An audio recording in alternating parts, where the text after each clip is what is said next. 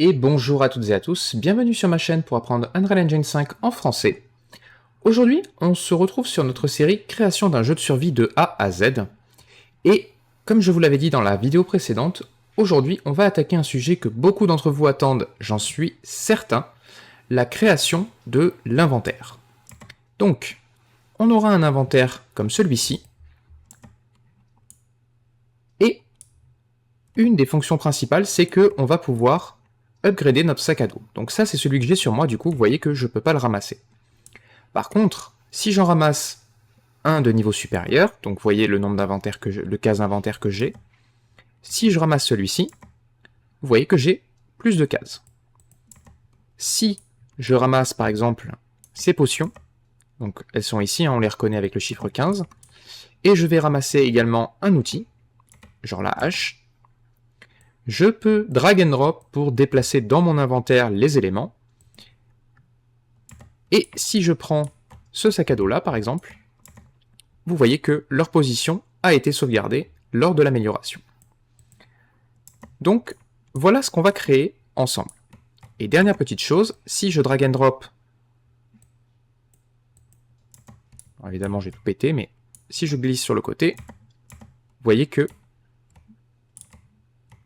mes objets sont posés au sol, et je peux de nouveau les ramasser. Donc voilà. Et bien écoutez, si c'est bon pour vous, on attaque, c'est parti. Ok.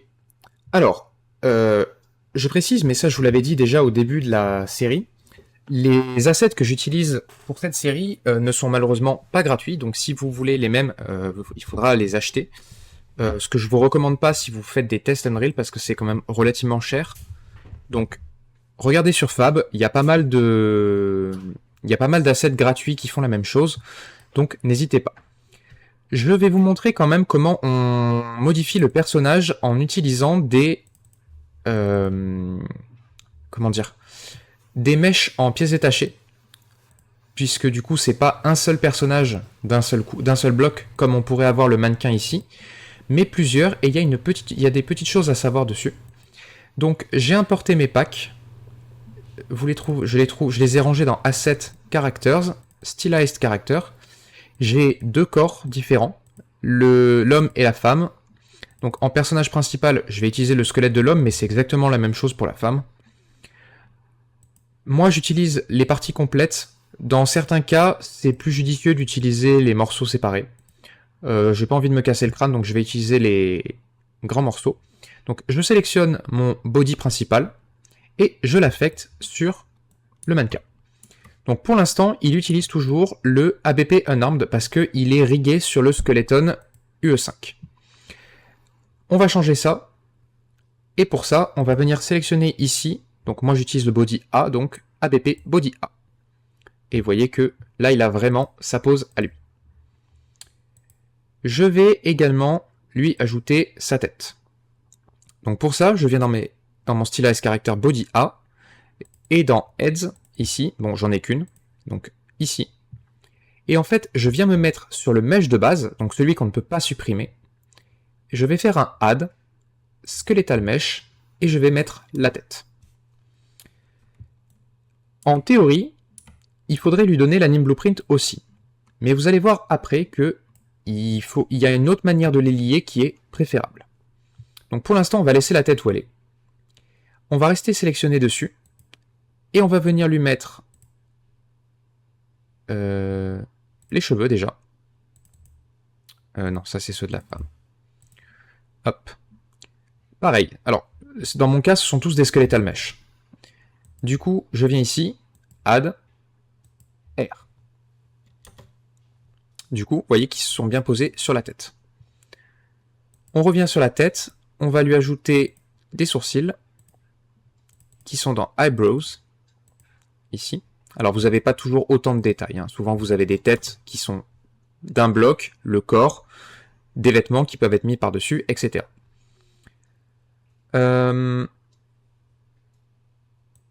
Je vais revenir là, et je vais également lui ajouter sa barbe, puisque ce personnage, pour le coup, je le préfère avec. Donc on prend la barbe, add, pareil, et on va lui mettre la moustache qui va au-dessus, mustache, elle est là, add, skeletal mesh.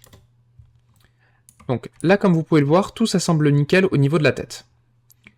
Maintenant, ce qu'on va faire, c'est venir dans le construction script, et on va prendre le mesh principal. Dessus, vous allez tirer un trait et faire set leader pose component. On va le mettre là. Et par contre, ce qu'on va faire, c'est qu'on va déconnecter ça ici, puisque ce n'est pas la target, mais le mesh, lui, il va dans new leaderbone component. Donc en gros, ici, vous mettez le mesh principal, donc celui sur lequel tous les autres vont devoir se calquer, et dans le target, on va connecter tout le reste. Donc on va prendre la head déjà, la tête. On va prendre les sourcils, la barbe, la moustache et les cheveux.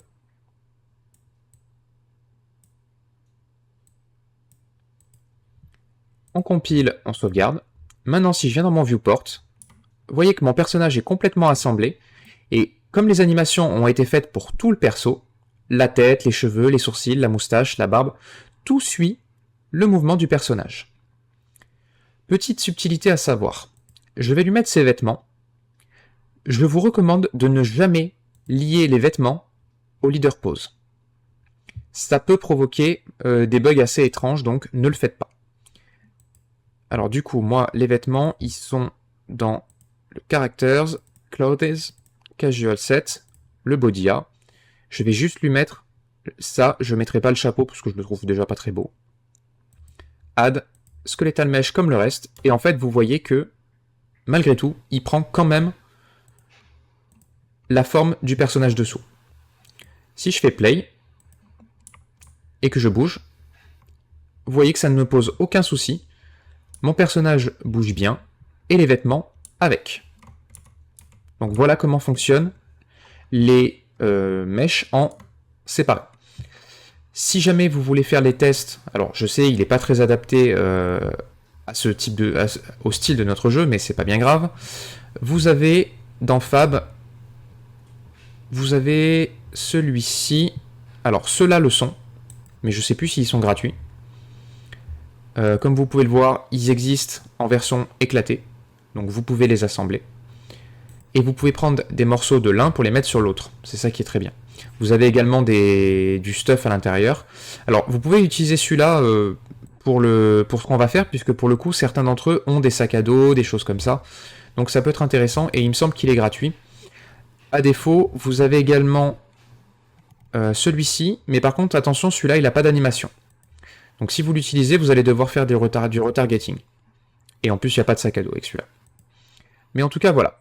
Je vous ai montré comment on crée un personnage à partir de mèches séparées. Et bien écoutez, si c'est bon pour vous, on attaque notre inventaire. C'est parti. Ok. Donc, on est parti pour l'inventaire. Je ferme mon personnage. On va venir dans Core. Clic droit. New Folder. Inventory, System, et comme d'hab, un peu de couleur, ça fait pas de mal. On n'avait pas encore de rouge, ça ira bien. Maintenant, vous rentrez dans ce dossier, et on va commencer par créer un new folder qu'on va appeler Data. C'est de lui que tout va partir.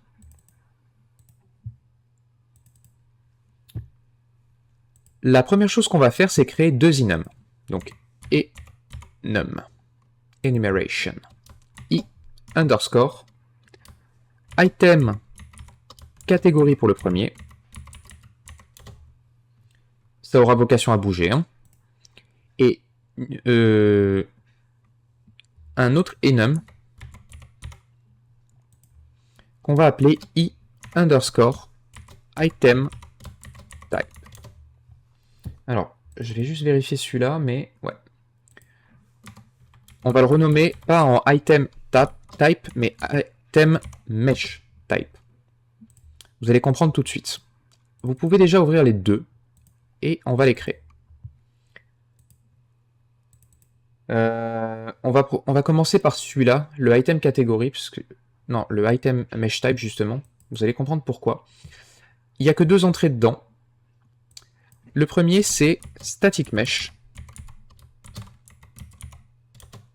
Et le second, c'est skeletal mesh. Je m'explique. Cet enum, il va surtout servir pour les items qu'on peut ramasser au sol, parce que on a, en fonction des assets que vous allez utiliser dans votre jeu, ce que vous trouverez sur Fab, vous allez avoir possiblement deux types différents d'assets utilisables. Des static mesh d'un côté, et des skeletal mesh de l'autre. Moi, en l'occurrence, si je viens dans mes accessories pack et que je viens dans mes backpacks, donc mes sacs à dos, vous voyez que ce sont des skeletal mesh. Ils viennent du même créateur que le personnage, donc lui, il fait tout en skeletal mesh. Par contre, si on prend par exemple les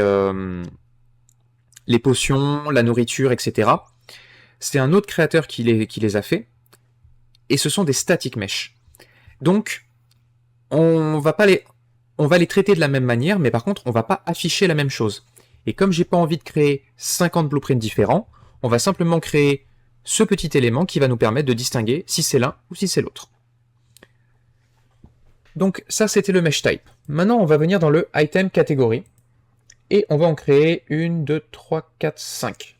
Donc 1, 2, 3, 4, 5. La première, c'est les consumables, donc les consommables. La seconde, c'est equipment. Ensuite, tools, donc les outils.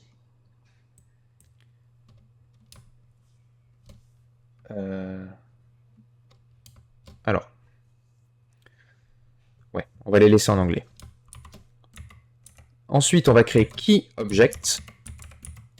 Donc ça, c'est les objets clés, c'est un peu les objets de quête, c'est ce que vous pouvez pas dropper au sol. Et Crafting Resources. Voilà. Et si vous voulez, par sécurité, vous pouvez créer un dernier que vous appelez Others, qui sera un peu le fourre-tout pour éviter pour ne pas avoir des items sans catégorie. Bien, on revient dans Inventory System, Data, et maintenant, on va avoir besoin de 3 structures. Struct. La première et la plus importante, st underscore items tout court. Ensuite, on va créer une autre structure qu'on va appeler st underscore equipment tout court avec un s. Et enfin, une dernière st underscore inventory slot data. Quelle différence? Ça, c'est le principal, c'est lui qui va définir tous les éléments qui définissent un item. Le inventory slot data, lui, va définir le contenu d'un slot de l'inventaire. Quant à st equipment, c'est une sous-structure du st items qui va nous permettre de donner des informations concernant les équipements. Donc s'il donne de l'attaque, s'il donne de la défense, si je sais pas moi, toutes ces choses-là, ça va aller là-dedans. On va commencer par celle-là et on va créer 3 variables déjà. Donc pour l'instant, on va juste s'occuper du cas des sacs à dos. Donc on va créer une première variable isBackpack. c'est bien un booléen. On va créer une variable backpack slots de type integer qui va nous permettre de savoir combien de slots ce sac possède. Et enfin, le dernier, c'est backpack tiers. T1, T2, T3, T4, T5, T6. Donc il y en aura 6 au total. Ça va être des integers aussi. Le but de cette variable, c'est d'effectuer une vérification au moment de l'équipement. C'est ce que vous avez vu tout à l'heure dans la démonstration. Quand j'ai voulu ramasser le sac que je possédais déjà, ça m'a mis une alerte en me disant c'est pas possible. Et si j'ai un sac T3 par exemple et que je veux ramasser un sac T2, je prends le parti pris de dire que ce n'est pas possible. On ne pourra pas downgrade un inventaire. Donc on aura la même erreur. Et c'est cette variable qui fait la différence. Bien. Maintenant le ST-item. Alors celui-là, il est un peu long. Il a pas mal de variables. Donc, le premier, c'est l'item ID, qui va être de type name. Je rappelle, les types name ne sont pas sensibles à la traduction. Donc lui, c'est pour ça qu'on le met en name, c'est parce qu'on ne veut pas avoir à gérer les cas des différentes langues. Ensuite, on va mettre l'item catégorie. Donc, on a un enum pour ça. Du coup, on va aller le récupérer. Il va être de type item catégorie. On va ensuite créer une variable item mesh type. Vous vous en doutez, c'est le deuxième enum. Donc i underscore item mesh type. Du coup, on va mettre deux variables pour le static mesh de type static mesh. Et une autre variable de type skeletal mesh.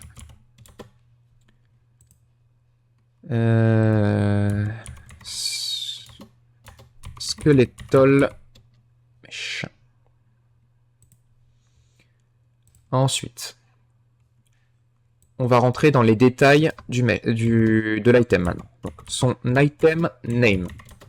Donc là, on va mettre texte, parce que ça, on peut le traduire, peu importe la langue. On va mettre une item description. Donc vous verrez plus tard à quoi elle sert. Déjà, on peut s'en servir pour plusieurs choses. Hop. Oui, pardon, je vous dis pas ce que je fais. Vous activez le multiline sur la description. Ensuite, la max quantity. Donc ça, c'est le nombre maximum qu'on accepte dans un slot. Donc c'est le stack max. Donc integer. En dessous, on va mettre la current quantity qu'on n'utilisera pas dans la définition d'un objet. Ça, c'est pour le runtime. Ensuite, on va vouloir une item icon, donc de type texture 2D. Et enfin, non, deux choses encore. L'item class. Alors là, c'est un petit peu particulier. Ça va être de type BP. Alors non, celle-là, ce qu'on va faire, c'est qu'on va pas la remplir maintenant. Laissez la variable item class tranquille pour l'instant, on va y revenir juste après. La toute dernière, c'est equipment settings. De type, donc c'est l'autre structure qu'on a faite juste avant, st underscore equipments. Ok. C'est tout pour celle-là. Et enfin, la dernière, inventory slot data, elle est très simple, elle a que 3 variables. La première, is empty, est-ce que le slot est vide ou pas. Ensuite, l'item, donc qu'est-ce qui est stocké dedans. Donc du coup, ça va être un st item. Et la dernière, c'est le slot index. Hyper important. Ça permet de savoir quel est le numéro du slot concerné. Et vous allez voir que ça, on va en avoir beaucoup besoin pour beaucoup de choses. Ok, vous pouvez fermer tout ce beau monde, on n'a plus besoin d'eux, à part le stItems, mais on y reviendra après. Et si c'est bon pour vous, on passe à la suite, nos blueprints d'item. C'est parti. Ok. Du coup, pour nos blueprints, vous allez revenir dans Inventory System ici, faire un clic droit, New Folder, et on va l'appeler Item Blueprints. Vous allez rentrer dedans, et ici, vous allez faire un New Blueprint Class de type, non pas Actor, mais Interactable. Voilà, BP Interactable Base. J'espère qu'en arrivant là, vous avez remis le système d'interaction dedans. Et celui-ci, on va l'appeler BP underscore item master. Save all. Alors, on va l'ouvrir déjà là. Et ce qu'on va faire, c'est que dans stItems, ici, dans item class, du coup, on va modifier pour faire un BP underscore item master, mais pas object référence, mais class référence. La grosse différence, c'est que object référence, ça cible un objet précis sur la map. BP item master, mais class référence, ça permet de cibler n'importe quel objet de la map qui hérite de la classe BP item master. Et c'est exactement ce qu'on veut. Vous pouvez maintenant fermer la struct et on revient à notre BP item master. Oula, j'avais oublié qu'il y avait ça. Alors, déjà, ce qu'on va faire, c'est qu'on va créer 3 variables. La première, c'est l'item name. Donc, de type name. D'ailleurs, on va pas l'appeler item name, mais item ID.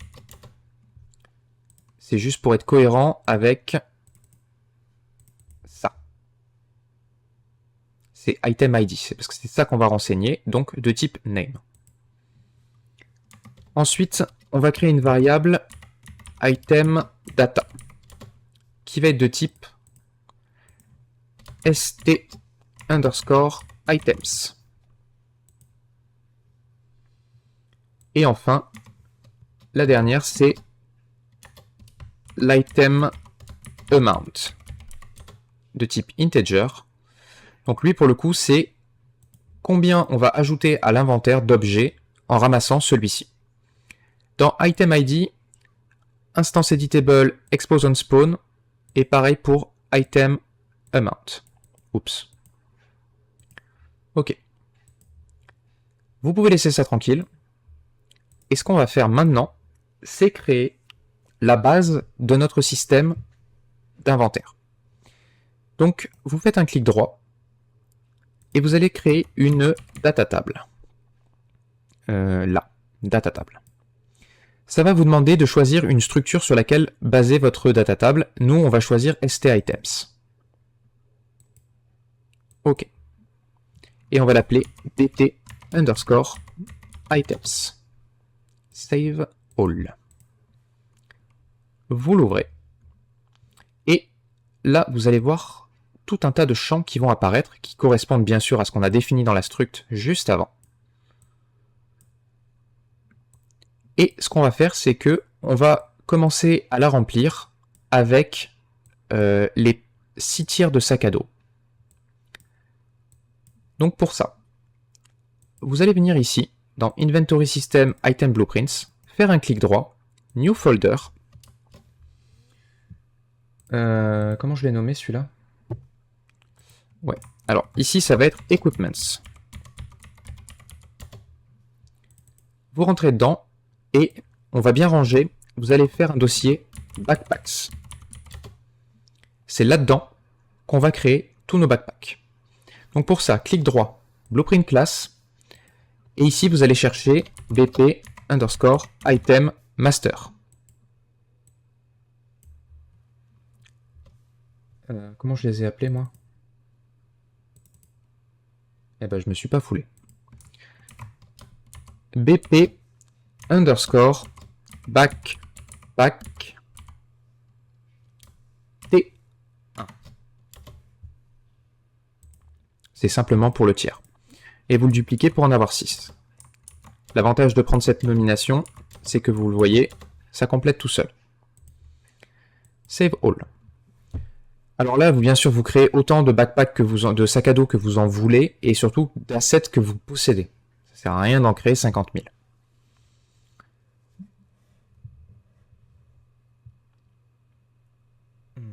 J'hésite.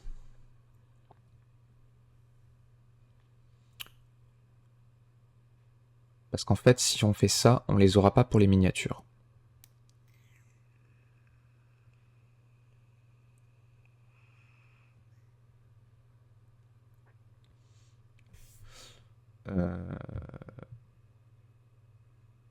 Ouais, bon. On va ouvrir le BP Backpack T1 déjà. Et j'ai oublié un truc. Dans l'item master ici, dans le default de cette route, vous allez ajouter un skeletal mesh. Compile save. Du coup, lui il l'a pas pris. Donc, vous les supprimez. On va déjà créer le master. Vous allez venir dans le construction script ici. Et ce qu'on va faire, c'est que on va récupérer dans la data table les informations qui concernent l'item en fonction de son name. Donc pour ça, vous prenez l'item ID, vous le mettez ici, et dessus, vous allez faire un get data table row, celui-ci. En fait, ce node vous permet de récupérer une ligne complète dans une data table ciblée via son nom. Alors, ne vous méprenez pas avec ce qu'on rentre ici, parce qu'en fait, l'item ID ne correspond pas à cette colonne item ID. Ça correspond en réalité au row name. Donc, dans notre cas, ce qu'on va faire, c'est que le row name sera toujours identique à l'item ID. Mais vous inquiétez pas, on va voir ça juste après. Dans la data table, ici, vous sélectionnez la DT items, bien entendu. On compile en sauvegarde.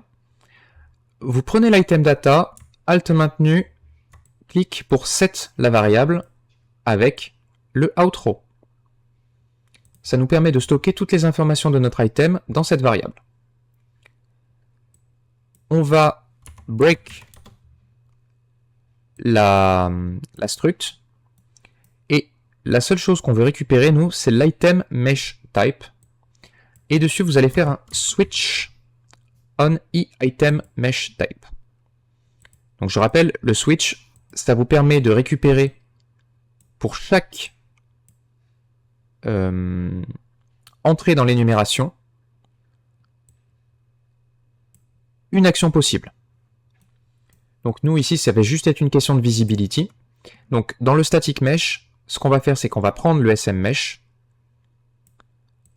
on va faire un set visibility, pour le passer à visible. Donc true.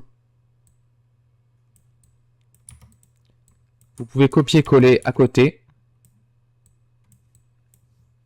mettre le skeletal mesh dessus, et lui, vous le passez à false. Vous copiez-coller toute la ligne, et ce que je vous recommande, c'est simplement d'inverser ici. Vous mettez ça là, Et on est bon.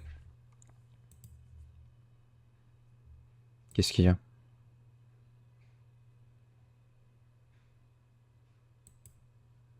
Mais j'en ai rien à foutre que tu le trouves pas dans l'Interactable Base.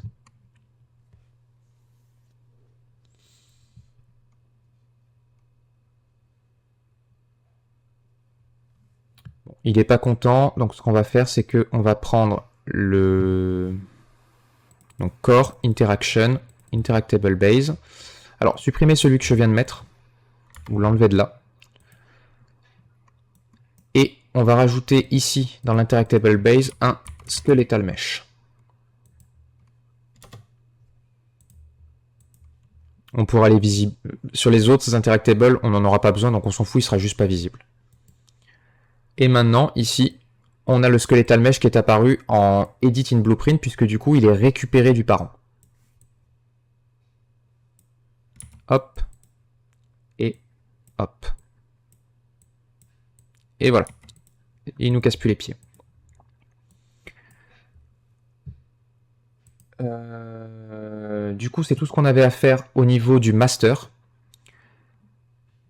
L'Interactable Base, vous pouvez le fermer. Du coup, maintenant, dans ST Item...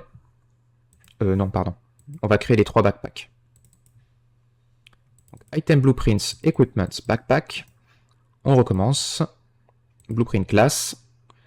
BP underscore item master. Select. BP underscore backpack T1. Save all. Et on le duplique pour en avoir 6. T2, T3, T4, T5 et T6. J'en ai fait un de trop. Hop là. Save all. On ouvre le T1. Dans class default, ici, vous avez son nom. Donc ce qu'on va faire, c'est qu'on va déjà les créer dans la data table. Donc 1, 2, 3, 4, 5, 6. Alors là, je vais regarder les valeurs que j'ai mises quand même, histoire de ne pas vous faire faire n'importe quoi. Ok. Ce que vous allez faire, c'est que vous allez venir sur le row name du premier, ici, double-cliquer dessus, ça va l'ouvrir. Et vous allez taper backpack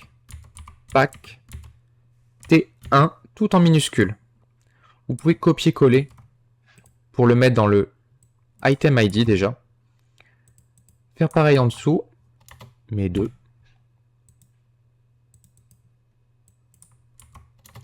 Dans l'item ID, vous les mettez en minuscule aussi. Hein.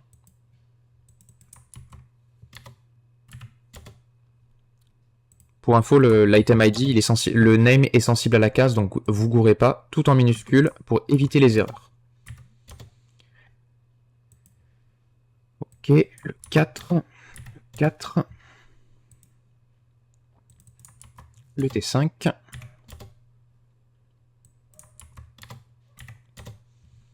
et le T6.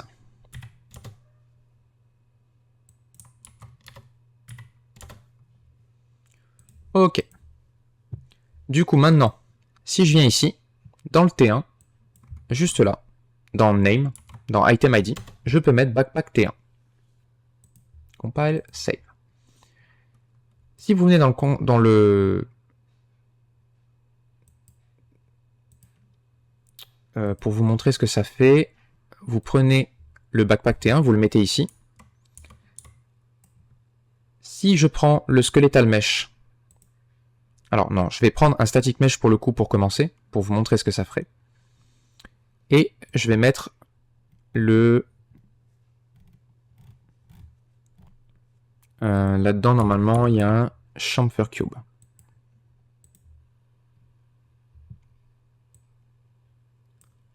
Pour l'instant, il est là.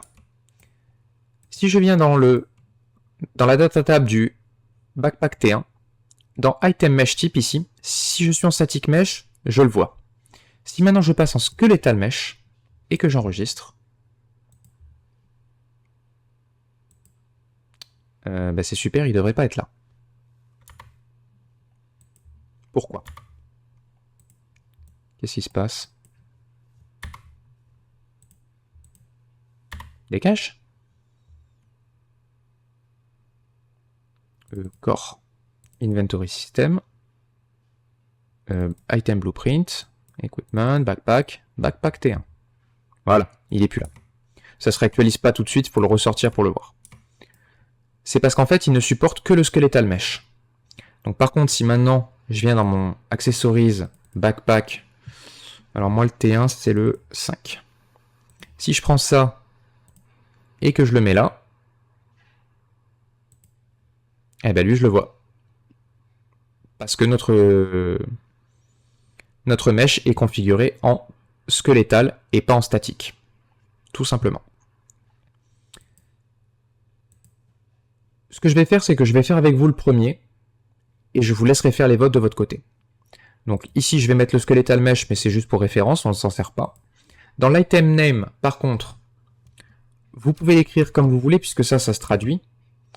Donc, on va marquer. Je vais écrire en français pour le coup. Sac à dos T1. Et pour la description, j'ai juste mis ça. Un sac à dos qui comporte 8 emplacements. Ça nous permet juste de savoir combien on aura d'emplacements dans les sacs à dos. C'est tout ce que ça fait. Max quantity 1, puisque c'est de l'équipement. Les équipements, c'est toujours par 1. Current quantity, vous y touchez surtout pas. Si vous avez vos icônes, vous mettez votre icône ici pour l'objet.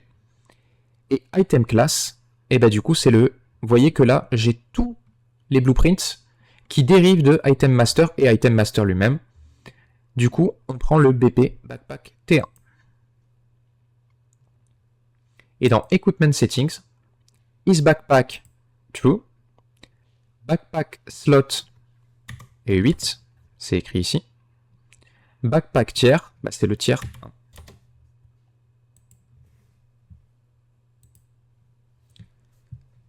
1. Si vous voulez le savoir, pour les sacs à dos, bah, vous savez quoi? Je complète la liste et je vous remonte, comme ça vous verrez les quantités qu'il y a dedans. On se retrouve tout de suite. Ok. Donc voilà, ma base de données est remplie.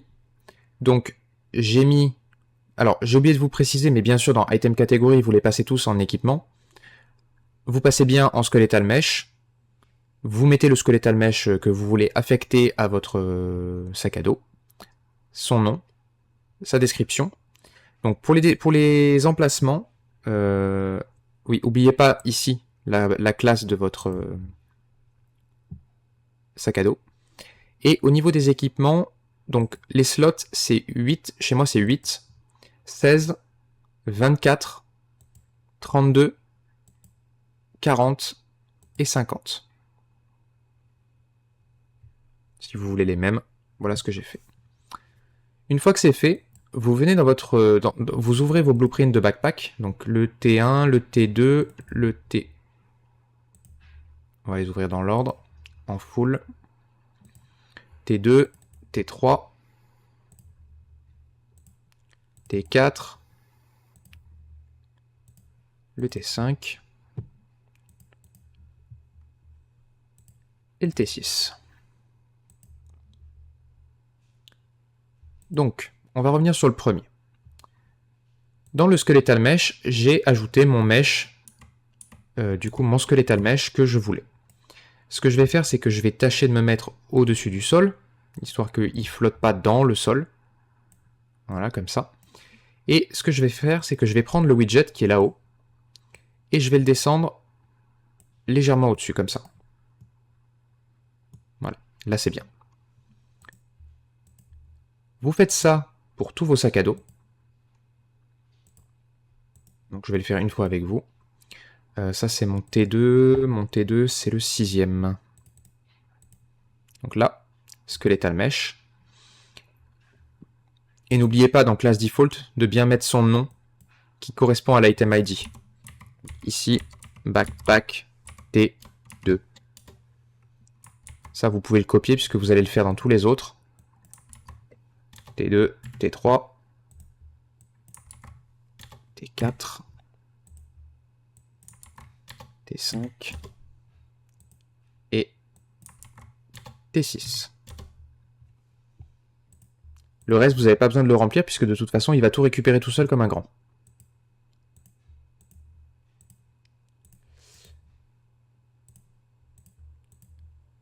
Voilà. Et bien écoutez, je pense que la vidéo est suffisamment longue comme ça pour aujourd'hui. Donc ce que je vous propose, c'est de finir ça hors caméra, de paramétrer nos différents sacs. Et dans la prochaine vidéo, on va s'occuper justement de prendre en considération les slots qu'on a définis pour améliorer notre sac à dos à chaque fois qu'on en ramasse un. Ben écoutez, j'espère que cette vidéo vous aura plu. Si c'est le cas, n'hésitez pas à mettre un like, lâcher un commentaire, vous abonner à la chaîne, et on se retrouve très vite pour une prochaine vidéo. Ciao ciao!